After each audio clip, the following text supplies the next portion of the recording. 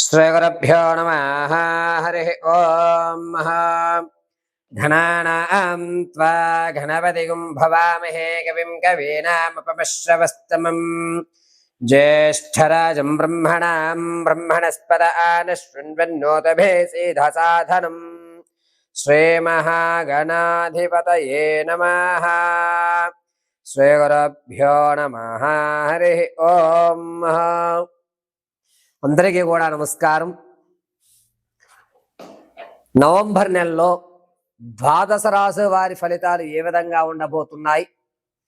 ఈ ద్వాదశ రాశుల వారు కూడా నవంబర్లో మీరు అనుకున్నటువంటి కార్యక్రమాలు దిగ్విజయం అవుతాయా? శత్రువు మిమ్మల్ని పొంచి ఉండడం వల్ల మీరు ఆర్థికంగా కానీ ఆరోగ్యపరంగా కానీ ఇబ్బందులు పడేటువంటి అవకాశం ఉందా? అసలు ఈ నవంబర్ నెలలో నేను అనుకున్నటువంటి స్థానానికి వెళ్ళడానికి ఏదన్నా అవకాశాలు ఈ నవంబర్ నెలలో మాకు దక్కుతాయా? ఈసారన్నా స్థిరాస్తులు చరాస్తులు లాంటివి ఏమన్నా మేము కొనుగోలు చేసేటువంటి అవకాశం ఉంటుందా? నూతన వ్యాపారాలు ఎప్పటి నుంచో ప్రారంభం చేద్దాం అనుకుంటున్నాము. ఈ నవంబర్లో ప్రారంభం చేస్తే గనక అది ఏమన్నా కలిసి వచ్చే అవకాశం ఉంటుందా? అసలు విదేశాలకు వెళ్ళే యోగం మా జాతక పరిమాణంలో ఉందా లేదా? ఆర్థిక సమస్యలు తగ్గి ఆనందంగా కుటుంబ పర్యంతము కూడా గడిపేటువంటి అవకాశం ఆ పరమశివుడు ఈ నెలలో మాకేమన్నా కలగజేస్తున్నాడా అనేటువంటి విషయాలు, అందులోనూ ఈ నెలలో ఏదన్నా ప్రమాదాలు జరిగితే వాటి నుంచి శృతిలో తప్పుకుని ప్రాణ సంకటం లేకుండా జరిగేటువంటి వ్యవస్థలు ఏమున్నాయి?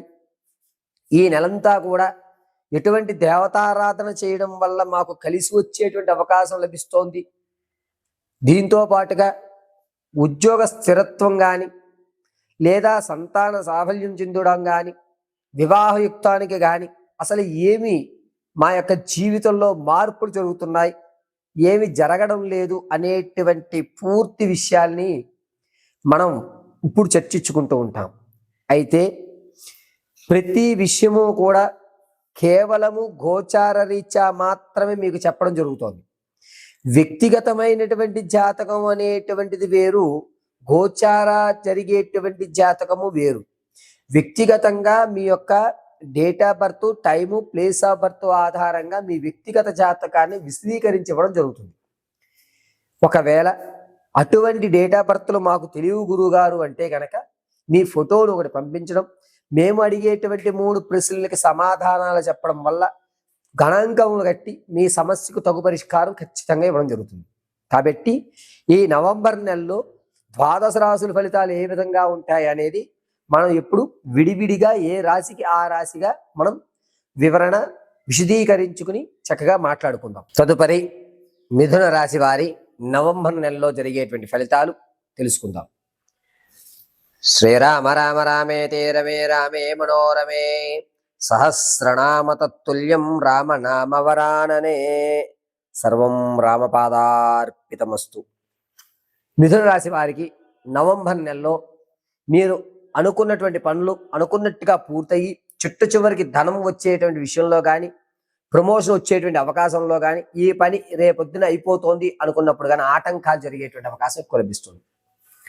గురుడు అదేవిధంగా రాహు స్థానాలు కొంచెం ఇబ్బందిదాయకంగా ఉండడం వల్ల చిట్ట చివరి వరకు వచ్చి పనులు ఆగిపోయేటువంటి అవకాశమే ఎక్కువగా లభిస్తూ ఉంటుంది. దీనివల్ల కోపము, ఆవేశము అనేటువంటిది ఎక్కువ అయ్యేటువంటి అవకాశం లభిస్తోంది మిథున రాశి వారికి. ఆర్థికంగా మీరు అప్పులు తీర్చడానికి ఎంత ప్రయత్నిస్తున్నా కొత్త అప్పులు అవుతాయి తప్ప అప్పు తీరేటువంటి అవకాశం ఈ నెలలో మిథున రాశి వారికి కనిపించడం లేదు.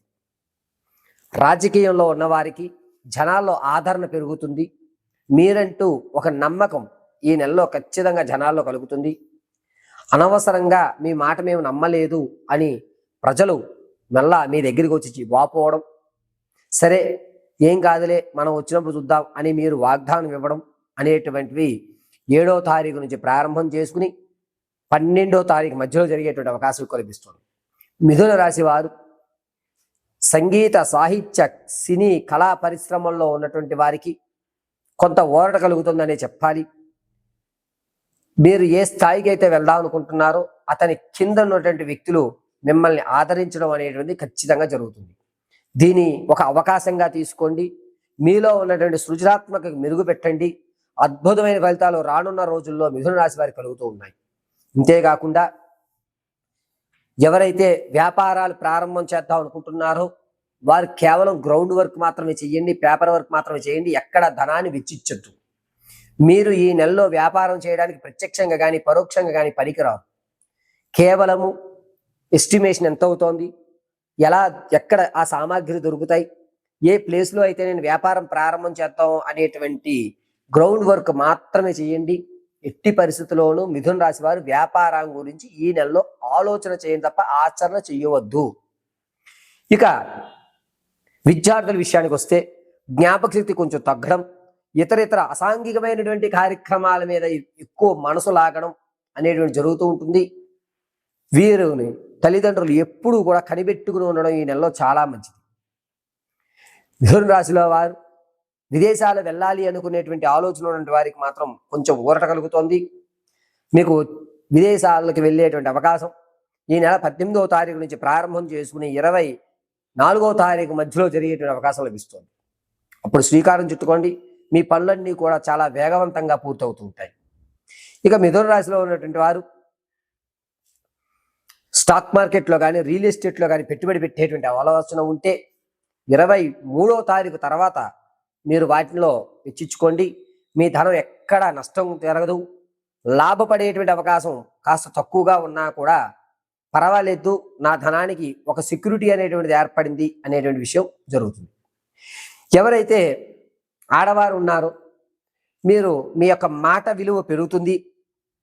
మీ మాట వినుంటే కనుక మేము ఈ పరిస్థితిలో ఉండేవాళ్ళం కాదని చెప్పి మీ బంధువులు మళ్ళా మిమ్మల్ని వారి యొక్క సమూహంలోకి మిమ్మల్ని కలుపుకోవడం, అనవసరంగా నిన్ను దూరంగా పెట్టావు, నువ్వు ఉండుంటే మాకు ఈ పరిస్థితి వచ్చేది కాదని మళ్ళా మీ దగ్గరికి వచ్చి క్షమాపణ చెప్పుకుని అందరూ కలిసి ఉండేటువంటి అవకాశం లభిస్తుంది. విలువైనటువంటి వస్తువులు కొనుగోలు చేయడం, అనూహ్యంగా పర్వాలేదు ఇప్పుడు మనం పెట్టుబడి పెడితే ఎటువంటి ఇబ్బందులు కలగవని చెప్పి మీరు ఒప్పించి మరీ ₹1 ఎక్కువైన విలువైన వస్తువులు ఖచ్చితంగా కొంటారు. తాత ముత్తాతల నుంచి లభించేటువంటి ఆస్తి ఏదైతే ఉంటుందో అది ఖచ్చితంగా ఈ నెలలో 17వ తారీఖు నుంచి 28వ తారీఖు మధ్యలో వచ్చేటువంటి అవకాశం లభిస్తుంది. ఇన్ని రోజులకి నా యొక్క పూర్వీకుల ఆస్తి నేను తెలగలుగుతున్నాను అనేటువంటి ఒక నమ్మకం మీకు ఏర్పడుతూ ఉంటుంది. అంతేకాకుండా సంతానం కొరకు ఎవరైతే చూస్తున్నారో వారికి పుత్ర సంతానం కలిగేటువంటి అవకాశం లభిస్తుంది. ప్రసవానికి ఉన్నటువంటి వారు కొంచెం జాగ్రత్తగా ఉండండి. వివాహయుక్తానికి ఎవరైతే చూస్తున్నారో వారు ఉత్తర దిశలో ఉన్నటువంటి సంబంధాన్ని మాత్రమే యాక్సెప్ట్ చేసుకోండి. ఈ నెలలో ఉత్తర సంబంధము మీకు అనుకూలమైనటువంటి సంబంధం, మీ ఇంటి నుంచి ఉత్తర దిక్కుగా ఉన్నటువంటి ఏరియాలో సంబంధాలు చూసుకోండి. మిగిలినవన్నీ కూడా మిగిలిన 3 దిక్కుల నుంచి వచ్చేటువంటి సంబంధాలు మిమ్మల్ని ఇబ్బంది పెట్టేటువంటి సంబంధాలుగా ఉంటాయి. అంతేకాకుండా ఈ రాశిలో ఆరోగ్య విషయానికి వస్తే చేతి యొక్క మణికంకణాలు కానీ మోచిప్పల దగ్గర కానీ ఎక్కువ ఇబ్బంది కలిగేటువంటి అవకాశం, అంతేకాకుండా నడుం దగ్గర బాల్స్ ఏవైతే ఉంటాయో అవి కొంచెం సడిలేటువంటి అవకాశం జరుగుతుంది. ఎవరు చేసిన దానికో మీరు అనారోగ్య పాలయ్యేటువంటి అవకాశం లభిస్తుంది. మీ ప్రమేయం లేకుండానే ఎవరో నీళ్లు నెయ్యి వలగపోయడం, చూసుకోకుండా మీరు ప్రయాణం చేయడం, అది జారి పడటం అనేటువంటి జరుగుతూ ఉంటాయి. దీనివల్ల బంతిగిన్ని కీళ్ళు అంటే ఈ సైడ్స్ ఉన్నటువంటి కీళ్ళు కానీ మోచిప్పలు కానీ ఈ యొక్క కరణాలు కానీ విరిగేటువంటి అవకాశం ఎక్కువ లభిస్తుంది. ఈ యొక్క మిథున రాశి వారు ఈ నెలంతా కూడా ప్రతినిత్యము హయగ్రీవ స్తోత్రాన్ని పఠించుకోవడం చాలా మంచిది.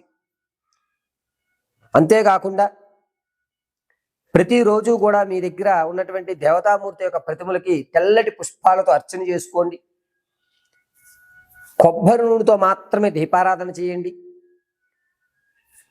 గోపురం కుంకుమలో పచ్చకర్పూరాన్ని దంచి ఈ కర్పూరము కుంకుమ 2 మిళితం చేసి దాన్ని మాత్రం ఇలా అడ్డంగా ధరించండి. సర్వము హయగ్రీవ అనుగ్రహం కలుగుతుంది మీకు. అంతేకాకుండా బుధవారం, శనివారం, అదేవిధంగా ఆదివారం ఈ 3 రోజులు కూడా బూడిద వర్ణమైనటువంటి వస్త్రాన్ని ధరించడం చాలా మంచిది. మిథున రాశి వారు నవంబర్ నెలంతా కూడా ఓం హ్రీం శ్రీం హయగ్రీవాయ నమః అనేటువంటి మహామంత్రాన్ని పఠించుకోండి.